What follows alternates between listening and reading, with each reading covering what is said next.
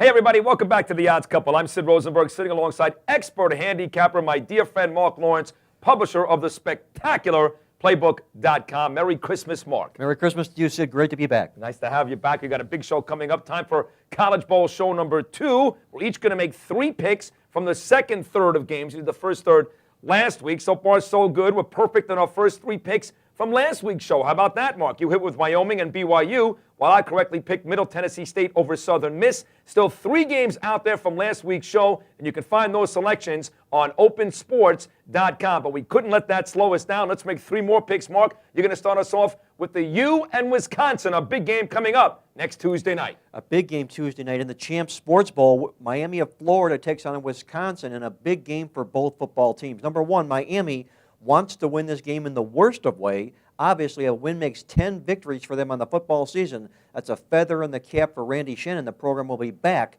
if they get their 10th win. However, Wisconsin comes back into the same bowl in which they were thoroughly embarrassed in last year. You go back to the same bowl in the game which you lost last year and you come back as an underdog. It's a great point for play. I'll back the Badgers of Wisconsin here. I think Miami will be in trouble in this football game here. I know Ja'Cory Harris, his thumb is bad still. Okay, he's got a bad thumb here, and they look to put the ball in the air, but Wisconsin pounds it on the ground. Look out for the Badgers. They will get the win.